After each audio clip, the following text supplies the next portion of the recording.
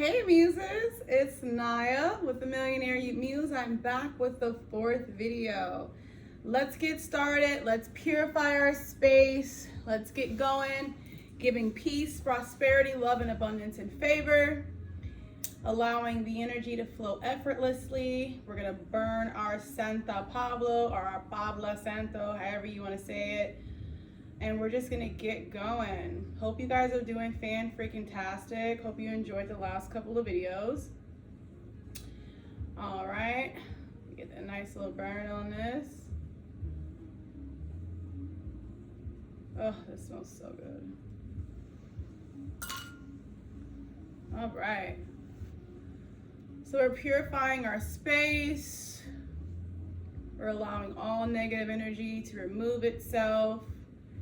We're allowing ourselves to be completely centered, loved, and we're giving ourselves the peace to receive the understanding. And I'm allowing the universe to speak very clearly through me as a vessel to help all that are expecting greatness from this video. So let's go ahead and draw in the greatness and draw out the negativity and the things that do not serve us. All right. So in our last video, we talked about depositing into ourselves and how important it is to deposit into ourselves. So I want to kind of pick up where we left off. So when we're in relationships, family, friends, children, you name it, we deposit every single thing that involves purpose, performance, and pleasure into the people that we loved, that we love and loved, right? Because I like to do that because sometimes you gotta give some folks up, right? But every day there's a withdrawal. So this video is gonna be about how to keep your cup full when you're making these deposits and the world is so focused on withdrawing. It's like a bank, right? You put money in to take money out. That's exactly how our relationships are. So, I want to start with how to perform through pressure. I do my best work under pressure, to be honest with you. I feel like the universe and God has grounded me enough to be able to take on very intense, stressful dynamics and to be able to perform my best work. Not everybody's like that, okay? With the weight of the world, kids, stress, anxiety, trying to have a house, home, family life, you come up short more than often than you do filling your cup and being full. So, how do you consistently pour into yourself when everyone's withdrawing? Meditation. Meditation is the best thing that has ever happened to me. Get yourself a morning mantra that you don't even answer your phone until that morning mantra is completed. Prayer, meditation, exercise, and reading. Those should be your 4 elements before you even open an application, Instagram, Twitter, Facebook, whatever your go-to. You should not be pouring into the world before you pour into yourself. Soon as you open your eyes, feed your soul, feed your spirit, set your day up. And I have noticed such a significant reflection of how my relationships are, how I manage and navigate, how I respond versus reacting, because I pour into me soon as I wake up. I keep my phones in a different room. I turn them off, do not disturb, silent, whatever. As long as the main components, the main characters in your life are taken care of, your kids, your spouse, whomever is in your household, as long as they're safe and taken care of and you know where they are, there should be no access to you until these 4 things are done. You have to set yourself up to succeed. Success is not something that's given to us. You have to set the stage for success, right? So now I want to segue into emotional expectations. So we all have expectations, seen and unseen. Some are more prevalent and we're really honest and open about our expectations, and some are unseen based upon trauma in childhood. So there'll be an expectation that's set in a relationship, but because it wasn't fulfilled in a past relationship or you didn't get it as a child, you tend to take it out on that person that is trying to show up in your life, right? So, example, children. Our children are a reflection of us. And we love to say, oh, no, it's my son's other half, it's my daughter's other half. If I didn't have this, if I didn't have that, I wouldn't be worried about this, I wouldn't be worried about that. No. Take accountability for your genetics. Take accountability for the person that you chose to have children with. Make sure that your emotional understanding is so sufficiently secure that you do not need to navigate life through anyone's opinion. Because last time I checked, you cannot cash in an opinion. When have you been able to go to the bank and cash a check and says opinion? I'll wait. Yeah, never, okay? So we have to learn to cash in the accountability versus the complaint. For example, if you know that you're in a co-parenting dynamic or you're in a relationship that is no longer serving you, what do? The first thing that you should do is do a self-awareness check. How am I showing up? Because we tend to believe that the world is attacking us, and the world is not attacking us. It's the fact that we are paired with people to make us better, but we literally throw in the towel way before the blessing could evolve. Ooh, I feel like I hit somebody in the chest. Ding dong, it's me. So we tend to sit here and pretend like our responsibilities and our actions are in two different rooms. No, they're not just at the same address. They're in the same room. So we have to do a better job of allowing our understanding to meet our responsibility. So I have some cool, co-parenting things that I've been able to kind of amount to that has served me significantly. And I'm just going to throw these things out here just for the greater of the good because it serves me. Communication is an understatement, but you got to respect that person that you had that child with. Because you can talk about them into the ground, but the only thing that you're doing is making your child feel like one part of them is inadequate. So when you drag somebody through the mud and you always have negative things to say about that other person, you're really saying to yourself, man, I really made a bad decision by choosing this person. However, I'm going to kick myself in the butt for the rest of my life because I'm going to allow this to continuously affect me. No. First things first. Never speak negative about your ex-partner, your co-parenting partner, your husband, your wife to your children. It's like breaking a mirror, 7 years of bad luck. So you want 7 years of bad parenting? Because you can't take responsibility for the actions, because it was all fun and games when it was hoochie coochie, right? It was all fun and games when you got your nut in, but you got a nut in, didn't you, right? You got a nutty person to go along with that. So now what? It's not your children's fault that your relationship didn't work out, because they weren't there when you were making them. So I find number one rule, do not talk down on your previous partner to your children. Number one rule. Number two rule, maintain the respect levels. Make sure that child respects that other parent.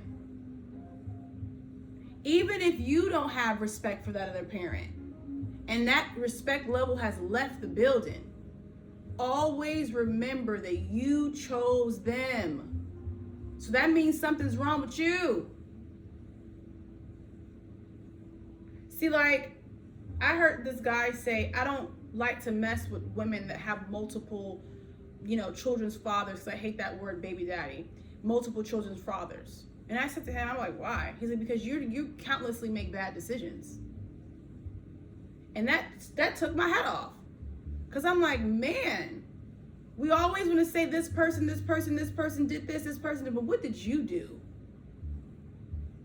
You saw the writing on the wall. You saw the red flags on the wall. You saw every single thing and you chose to lean in and not pull back. That's a you problem. Number 3, make sure that you, whenever chance that you get, big up your kid's parent. Big them up. Talk to your child and let your child know that you are so grateful for their existence and that they came from love and not warfare. Have peaceful conversations with your person that you're dealing with, that your children's parents. Take yourself out of it. And if they're not showing up to the table and they're not being responsible and accountable, it's not your job to dirty mac them, because they're probably working on their own demons because they've lost the best thing that ever happened to them. So why we want to keep kicking people when they're already down? They chose to be down. They made their bed, so we have to gracefully let them lay in it. Why are we giving them a blanket? We do all of the things that we say that we want to do, but no one wants to say, okay, I'm willing to be the bigger person. Everybody's like, why do I have to be the bigger person? Why do I have to do this? Well, why not? We all, as women, we want to be taken care of, right? So that's our ultimate goal. Find a provider, find this, find that, And in relationships, we tend to see ourselves as what? 2 people working together towards the same common goal, or 2 people going in the same direction towards the same common goal, or 2 people working together to be together and become one. There is a reason why we all enter into relation. There will always be a reason. Now, the reason why we exit relation is because of those unseen expectations. So I'm going to segue into how to vet what you're looking for after what you thought was going to be forever didn't work for you. Or maybe you're in a situation where you're single and you're just wanting it to find you. Or maybe you're in a happy relationship and you want to bring the spark back into your relationship. This is going to cover every ounce of those feelings. So, how do you do that? You sit with yourself and you figure out what you want. No one goes to a restaurant and says, just give me whatever you think I want. No, you know that you like steak. You know that you like rice. You know that you like eggs. You know that you like broccoli. You know that you like your lamb chops medium well. So why not show up in your life like that? Why not show up with vetting a partner like that? Hey, my name is Naya. What's your name? Oh, my name is John. Okay, John. What are you looking for? Terrible question. What we should be saying is, let's say God ordains this relationship. How are we both going to show up for each other? Bomb dropper. Because you're setting yourself aside from the, I need a provider, I need this. Okay, no. Because if a man was to provide for you, or if a woman was to provide for you, vice versa, if that person stops, you're left ass out. So a better dynamic is, how can we show up for each other to where my needs are getting met as well as yours are getting met?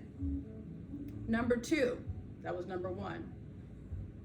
Understand that it's not on your timing and it's on God's timing. Let God work the stuff that you can't see out.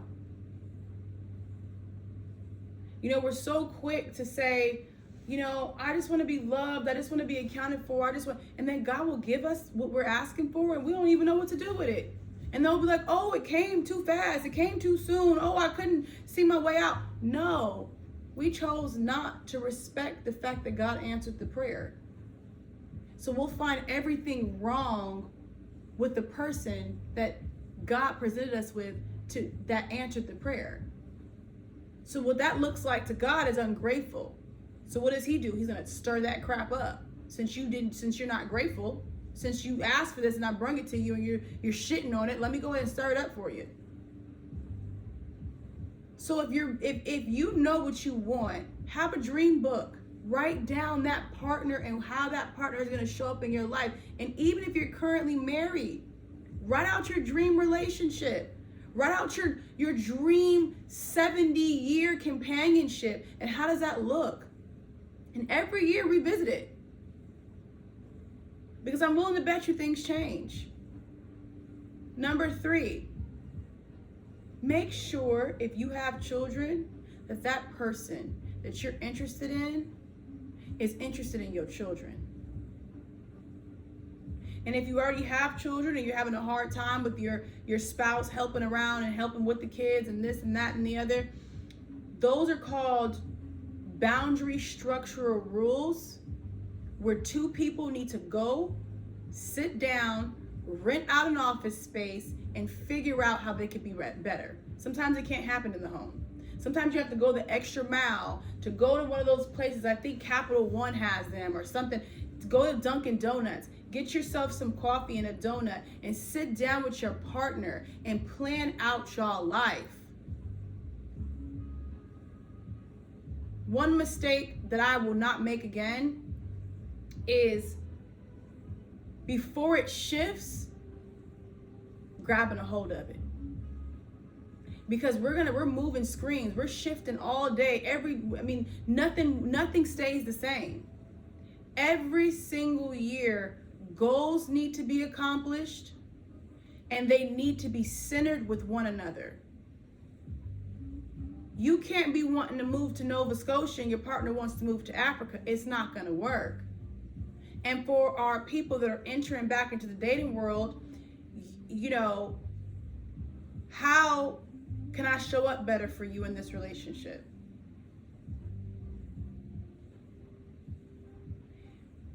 That I don't have yet. You're entering back into the dating world. You have to ask yourself, how can I show up better in this relationship? We cannot take a suitcase from a past relationship and just unpack it in the middle of the aisle on the airplane. People are gonna look at you like you're crazy. Deal with your stuff and then go find your person, or allow God to present them to you. It's a form of insanity, doing the same thing expecting different results. Not gonna happen. So, the children,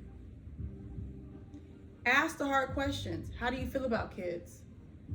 I don't have kids, but I want kids. Or if you have kids, I have kids. How do you feel about being a stepfather, a stepmother? Ask this stuff up front, because time is not something that we get back. It's the highest commodity. Who wants to waste it? You get money back, you can get real estate back. You can even get nowadays body parts back. You can switch your whole life up and your whole face up and become a whole different person. But one thing you won't get back is time. So I'm going to end off on this note. If you want better, you have to do better. It starts with you. Stop blaming people for your problems. Stop master manipulating people into creating a sad story. Stop trying to figure out who you are in a relationship.